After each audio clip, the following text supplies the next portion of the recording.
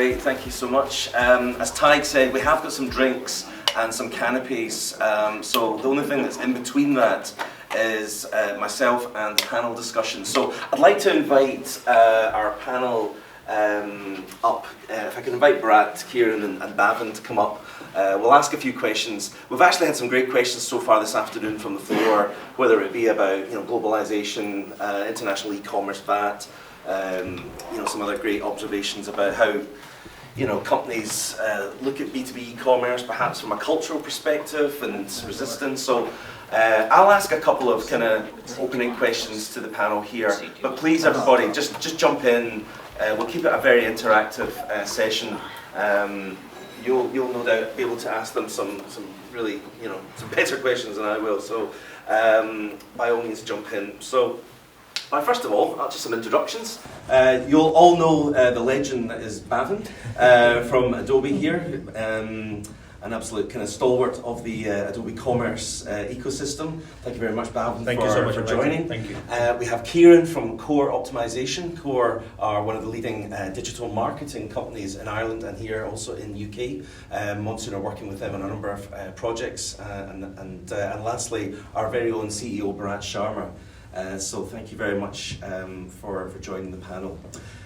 So this week is a busy week in the UK for e-commerce, for sure. We've got, we're on the eve of eCommerce Expo tomorrow for the next couple of days. Big week in e-commerce. I think I'll just start, just a broad question to the three of you from your own individual perspectives. How has the year gone so far? What's your kind of, as we move into hopefully the busy period, Q4, what can you maybe share about the year we've had thus far from your own perspectives? Bav, I'll maybe start with yourself. Yeah, it's been a really interesting year. I think businesses, when we come up to Q4, probably this time of the year, they're already thinking about next year. We've seen a lot of launches, a lot of businesses launching when they made the decision back in probably around January. So the last probably couple of weeks we've seen probably around 7 launches on Adobe Commerce.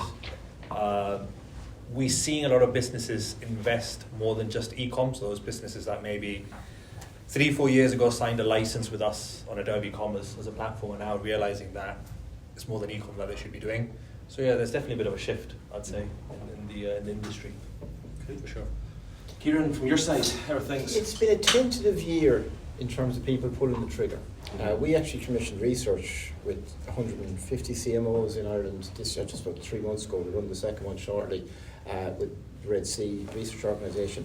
And a lot of people are sandbagging budget for big e-com development projects, expansion of e-com departments, even sales marketing, 225, because there was a real uncertainty, the domestic in Ireland, real uncertainty about what was going to happen. There was an election coming, you were having an election here. Yeah. So there was a lot of sandbagging of budget.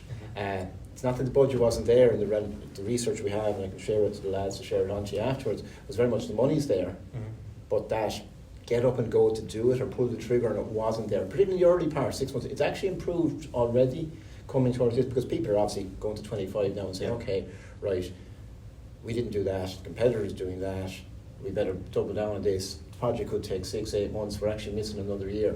But there definitely was early year, definitely tentativeness, but it seems to have improved, but there is money there. People just aren't sure when to pull the trigger on it. Yeah, very much so. I think before Bharat jumps in there, I think from our experience, certainly from out there in the sales kind of field, there's been a kind of hesitation, but there's still a willingness to invest. It's just all about the timing, and I think there's a lot of expectation in the next quarter. There's lots of kind of obviously macroeconomic factors and political things going on, but I think there's definitely some good things coming over the horizon we're all kind of hoping for. So that certainly echoes our experience in Monsoon. Bharat, anything else to share from the year so far? Yeah, no, it's been a very interesting year. I think you've covered a good bit on that already. There is a bit of a nervousness. A lot of merchants, a lot of businesses kind of holding back, trying to figure out, when they pull the trigger, where they pull the trigger. There's also, I feel, and in the kind of entire world of e-commerce, these cyclical changes, about 4 or 5 years, new innovations, new technology, new challenges comes around. And I started sensing that I think this year is the kind of a breaking year where there will be a lot of changes how we are using technology. I think the AI thing has really become a mature force, and what solution we are adopting going forward, right from the personalization to using the data analytics to even the generative AI tools. I think it's becoming very mature, and it's kind of overwhelming a lot of managers, and they are trying to figure out, do they jump in now? Is it the time, or is it just another blockchain style buzzword? I wait for another few months. So I feel there is a sense of nervousness as well as excitement about these new things. I personally feel this year is going to be the pioneer for new innovations and a bit more disruptions. And companies, platforms like Adobe Commerce and Shopify and all of them, and the merchants who are not innovating and adopting with the time, they're going to go stay behind. So I think next year you will see there will be almost like a rush for people to compete against these and adopt these changes really fast. Yeah, very much so. I think just earlier we heard some really interesting points about globalization and VAT and tax implications, as coupled with cultural internal challenges that organisations may have if it's their first foray into B2B e-commerce. Maybe just again another broad question from your own kind of experience and standpoints. For any company that's either looking to take their e-commerce, B2B e-commerce up a level, or they may be entering into this market perhaps for the first time, are there any kind of top level kind of nuggets you'd maybe give, advice, whether that be around the implementation, whether that might be more Kieran from your side, forward thinking once the technology's in place, how do we monetize it? Just any kind of advice in your own experience that could maybe give new entrants to the market. Bharat, do you want to just pick up on that point? I'll come back to you. Sure. If I'm a business, especially if I'm a B2B business, and I'm looking to start the journey on online on B2B commerce, I would have to make sure that, first of all, this is my investment for next 5 years. So I need to make sure that I'm at least future-proof, and my investment is secure and it's going to give the ROI I'm looking for. So I will first ask the questions, where is my business I see in next 4 to 5 years? So what's the goal? What's the objective I'm going to achieve? I'll start with that. And obviously, most of the business, if you're ambitious and we are spending money and you're going to invest significant amount of time and effort, along with disruptions to your business to adopt, scaling and making sure your business is growing, that is the kind of fundamental thing. So if I'm adopting a platform, is it scalable enough with the growth? I would not just look the cost. Is it cheap enough? Can I save money today when I'm doing the project?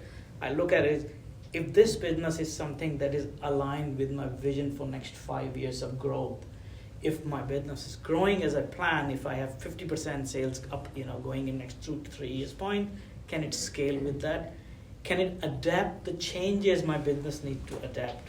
B2B business is all very, very flexible businesses. It needs to be very custom style. You need to adopt, like the complexity we were just talking about a few minutes ago. Yeah. So I would need to really ask the question, if it's a platform who is going to drive my business, or is it my business that's going to drive the platform and it'll adopt to give me the right solution? So that flexibility that needs to be tailor-made, I would look at that as a very serious thing. And the third thing is obviously is any platform I'm adopting, if it's 5 years proof, the platform service provider needs to be investing in that innovation, and you can see what's their roadmap looks like, how much money, how much resources, and is it going cloud? Are they compliance? Are they looking at security?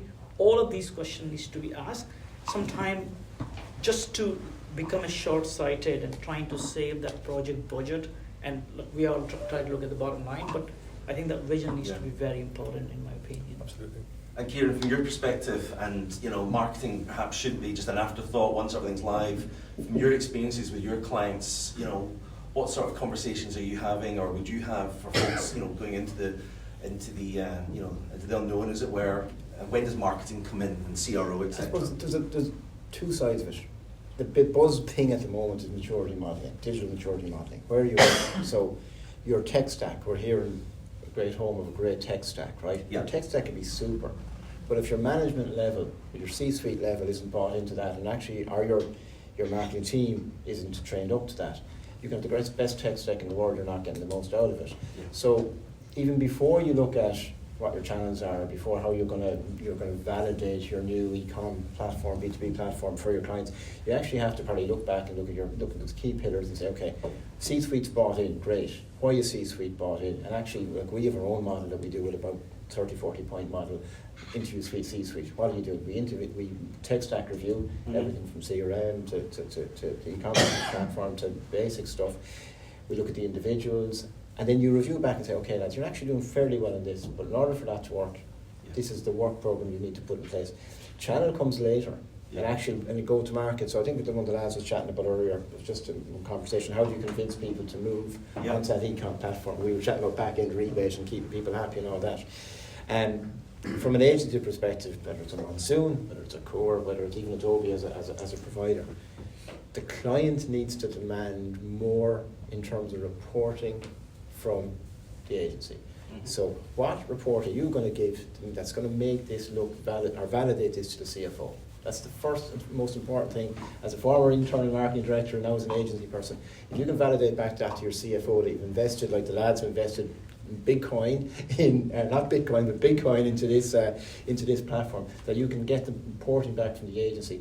And that's actually more important than what platforms you choose to use, because you could have great platform plans and great marketing strategies, but unless you're demanding from your agency really, really robust reporting that ticks a box for you to go into a board meeting or CFO meeting to go, our owner meeting, there you go, I spent X and actually it's working. Now it might work for 5 years to Bharat's point, but if you can map it out, I think that's actually probably, that's the way we approach it with our clients at the moment, is actually take a step back, go through maturity model, see where you're at, get C-suite buy-in, what reporting you want, and then develop the channel strategy on the back of it. Yeah, that makes sense.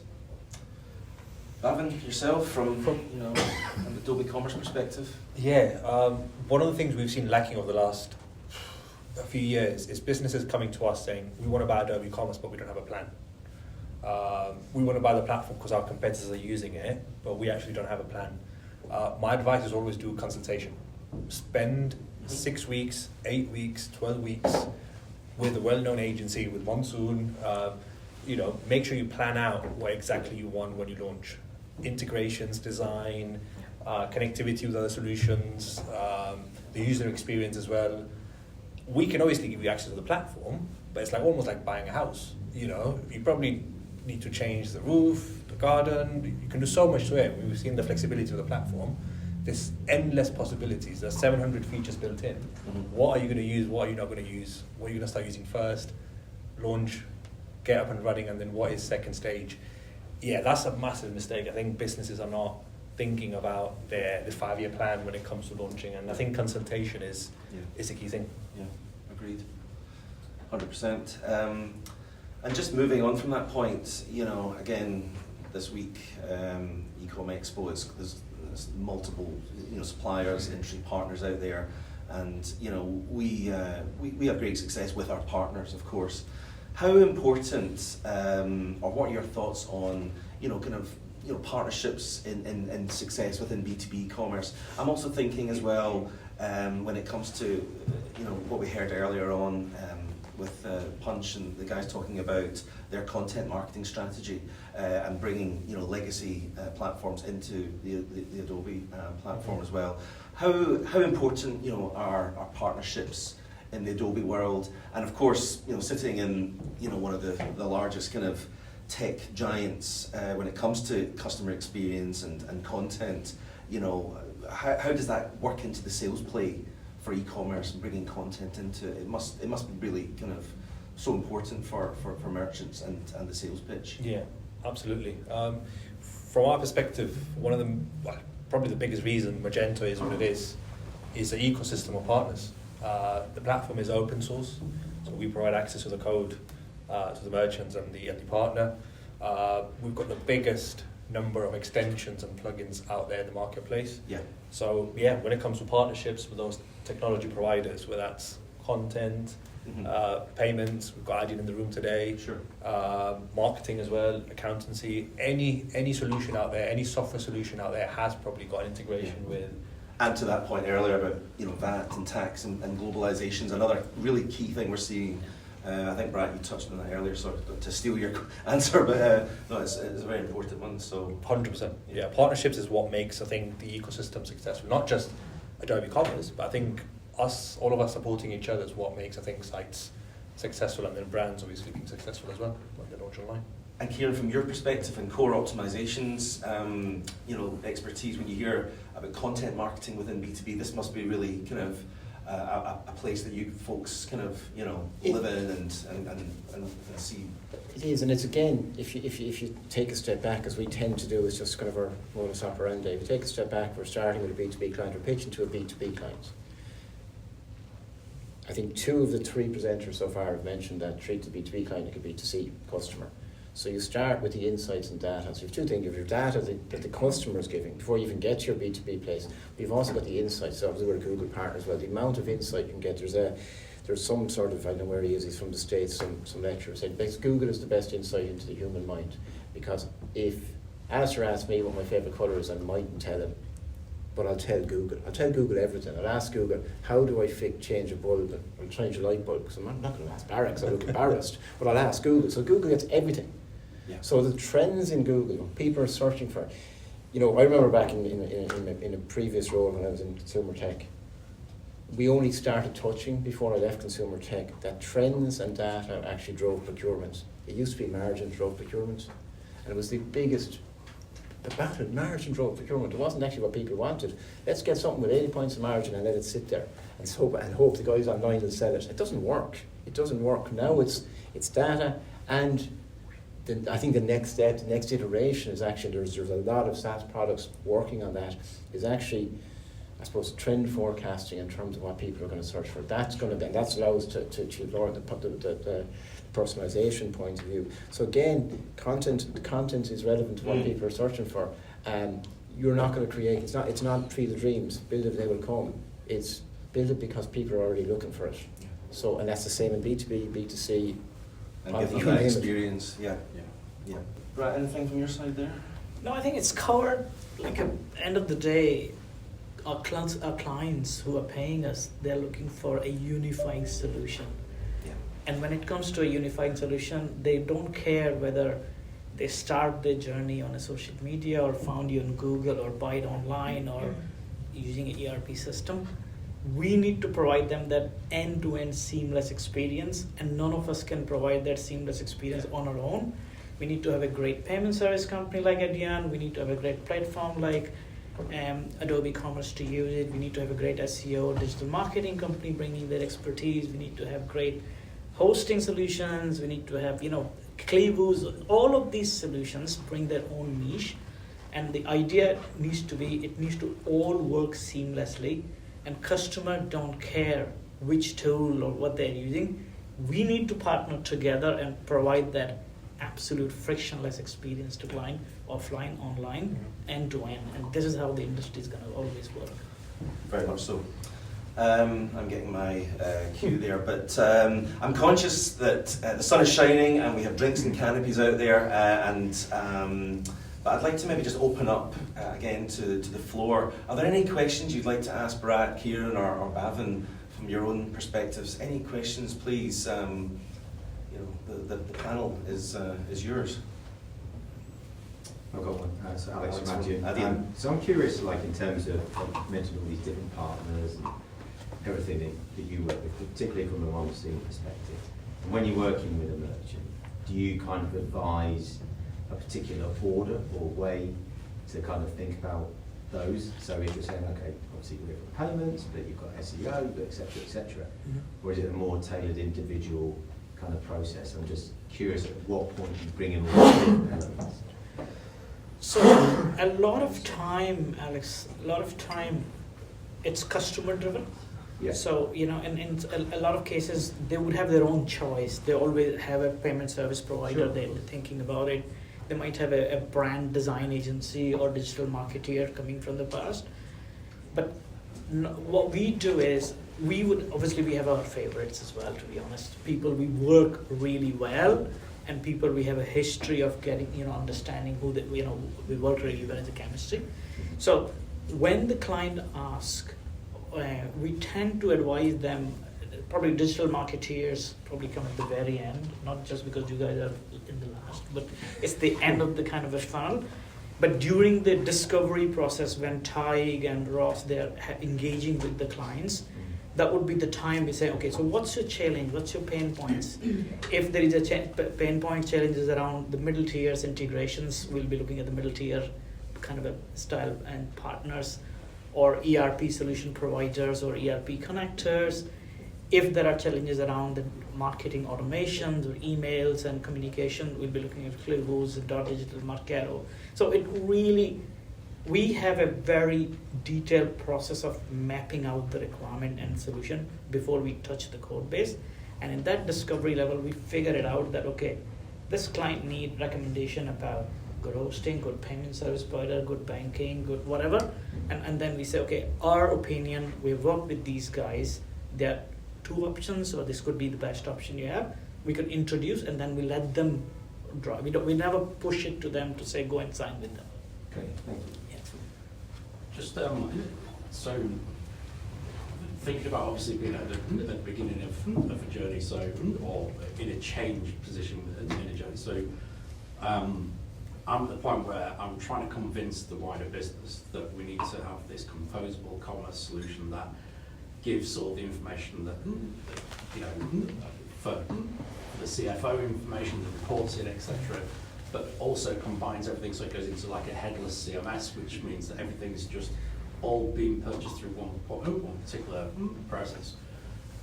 The whole generation of this and the whole pulling it together always has a cost of service, and the CFO is always going to say, where am I going to make the money back? Have you got any tips or suggestions on how to present this back and how to convince somebody to put their hand in the pocket? If it's a CFO point of view, and Bhavin, I think you will be very useful in that one as well to help me on this. But from my point of view as an agency partner, I always try to give them the TCO. I don't try to give them a cost of project doing. Okay. First of all, I'll say, okay, what is your cost looks like? And cost for me is total cost of ownership. Yeah. So I would try to advise them, okay, what's the build cost, which you will probably spend with us as an agency? Yeah. But what's the cost of platform licenses you're going to acquire? If there are third-party plugins or service providers or commissions, we'll try to build all of that cost and help whoever is pitching to CFO. Yeah. So first of all, we'll try to give them a TCO for next 2 to 3 years, or as long as they want. Yeah. The second thing you would also looking is what is your 5-year plans. Therefore, what is the growth you're looking for? Yeah. And in the B2B world, margin work comes really, really fast within like first 15 minutes of discussion, because it is so crucial and so small. So we try to work with them to say, okay, you're looking for a 15% growth, you're trying to save cost, you're trying to upsell, and so we try to work some margins for them. The area which normally very unknown, and I think this is where I was talking to Martin about on that as well, is the cost you save just by introducing B2B commerce, self-service area, efficiencies, customer support, department redeployment, getting your sales guys to really win the new business instead of punching them. Yeah. Those are the key areas. I think if you could somehow quantify or bring attention to your CFO, I think you will sell. He'll be sold, or she will be sold very quickly.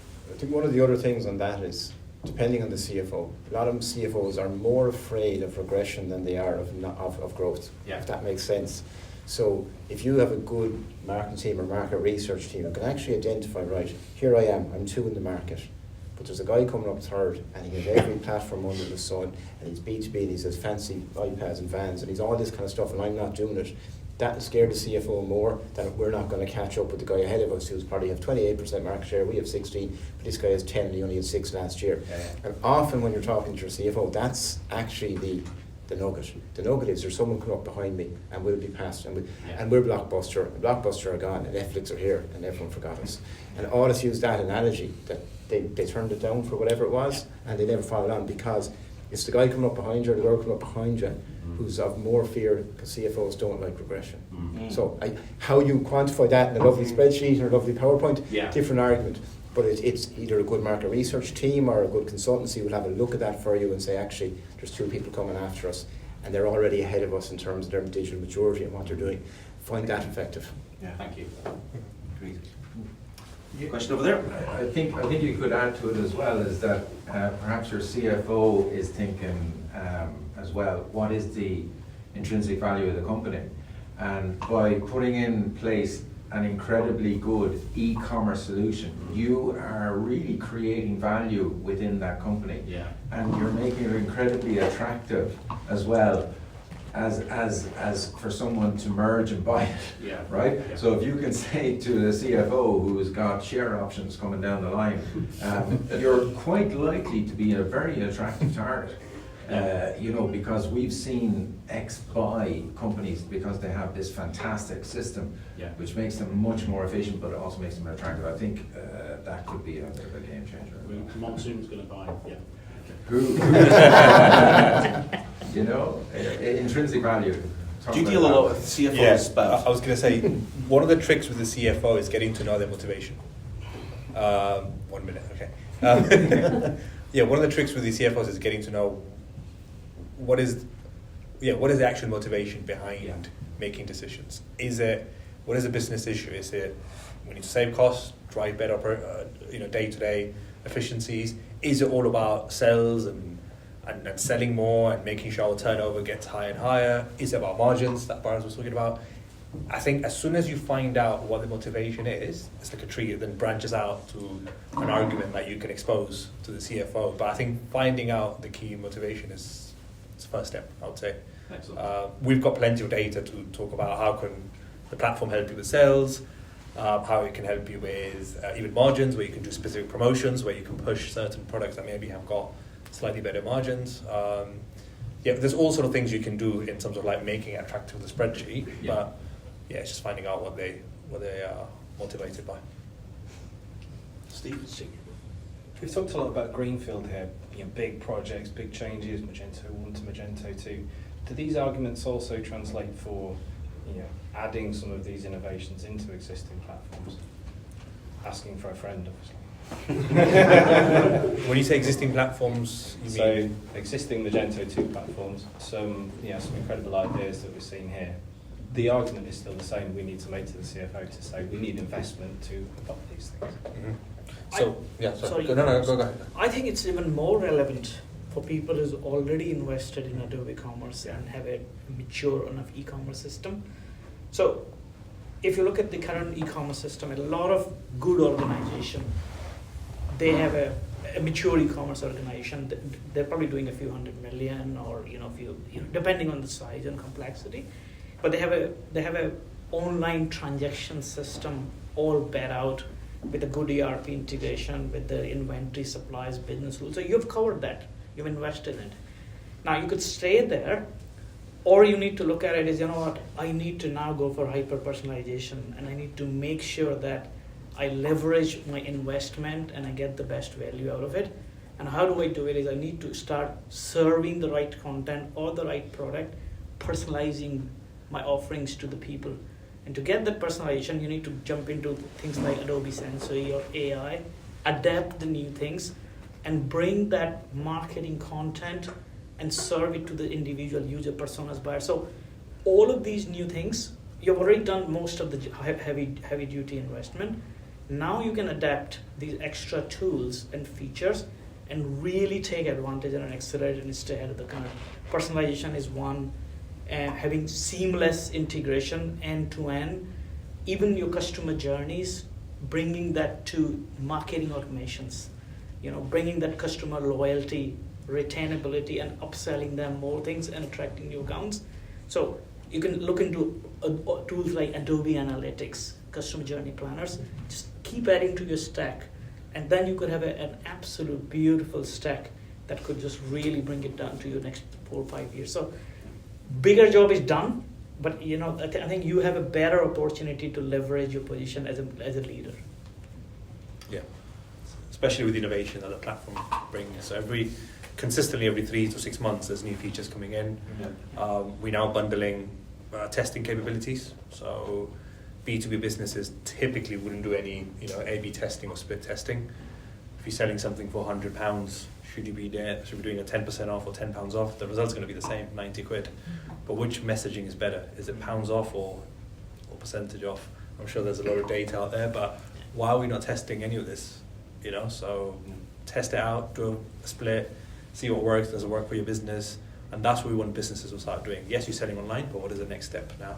So that you can increase those conversion rates. It's all about, once you're live, it's all about the margins going up, incremental margins. That's great. Well, that could be a place maybe just to kind of wrap it up there. So I'd like to say thank you very much to my panel. Thank you very much, everybody.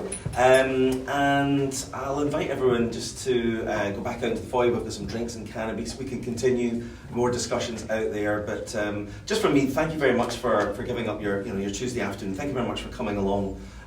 Really appreciate it. Hope you've got a few things to take away there, and we'll follow up with some of the kind of content and presentations for everyone. A massive thank you to Adian again for your help and sponsorship of the event. Thank you again to Adobe for all the support and hosting us here today as well. And Kieran and everyone at Core, thank you for joining the panel and your contributions, and again everyone at Monsoon. So hope everyone's got something out of it. We do have a little bit of swag and some kind of merchandise there. By all means, have a look at it, or just go straight to the bar. I know what I would do. I know. But thank you very much, and we'll see you in the next one.